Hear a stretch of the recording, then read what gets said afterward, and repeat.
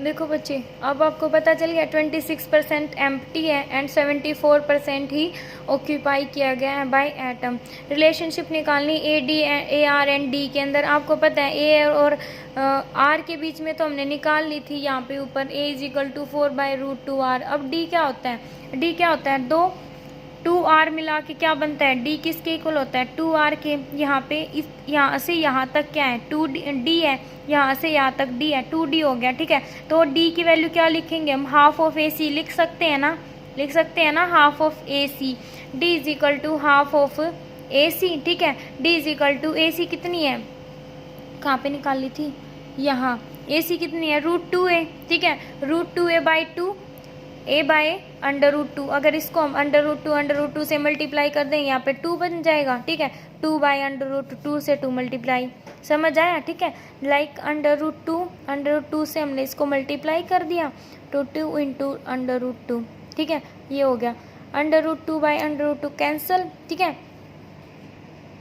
Sorry, √2 क्या हो गया, 2a/2 2। ठीक है, इस 2 से 2 और a/√2 बच गया। ठीक है, ऐसे होता है ये, 2 √2 मल्टीप्लाई होंगे तो वो 2 बनेगा। ठीक है, अब देखो r क्या होता है, d/2। ठीक है, r 2r is equal to d और r is equal to d/2। और a की वैल्यू क्या और d की वैल्यू क्या, a/√2। तो r और d की रिलेशन निकालेंगे तो r is equal to a/2√2 आ जाएगी।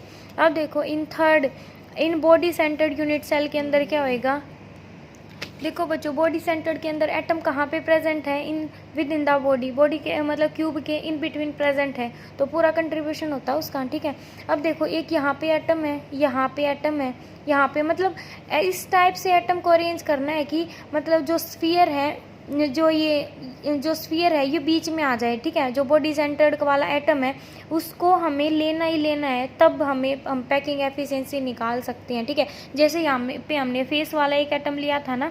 ठीक है, ये फेस वाला ही तो है। ठीक है, यहाँ पे हमने बॉडी वाला एटम लेना है। अब देखो, इस एटम की रेडियस क्या है, r, पूरा का पूरा एटम है ये, r + r, 2r हो गई इसकी रेडियस, और यहाँ से यहाँ तक r और यहाँ से यहाँ तक r। ठीक है, r + 2r इस एटम की। ठीक है, r + r और प्लस इंटू इस r की, यहाँ तक ये बीच में ही है। ठीक है, तो क्या होगी, 4r। समझ आ गया।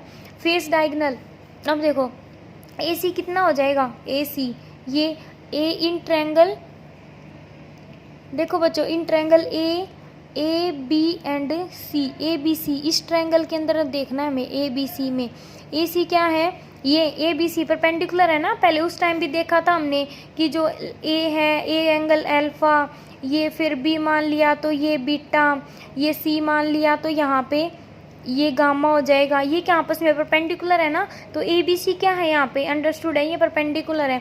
तो AC किसके इक्वल हो जाएगा, AC is equal to AB² plus BC²। AC क्या हो जाएगा, हम एज लेंथ कितनी मान रखे हैं, A मान रखे हैं ना, edge length BC A² is equal to √2a आ गई। ठीक है, अब देखो AD किसके इक्वल हो जाएगा, अगर हम ADC ट्रायंगल ले, इन ट्रायंगल ACD।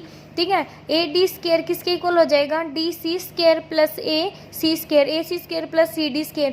AC² कितना है, √2a²। ठीक है, हमने इसको सिंप्लीफाई कर लिया, 2a² plus a² is equal to √2a हो गया। ठीक है, क्या हो गया, √2a, √3a। ठीक है, √3a, ये भी AD है और यहाँ पे भी AD है, हम इसको इक्वल लिख सकते हैं ना। तो 4r is equal to √3a, a की वैल्यू आ गई 4r/√3, r किसके इक्वल आ गया, √3a/4, ये r की वैल्यू आ गई, ये a की वैल्यू आ गई।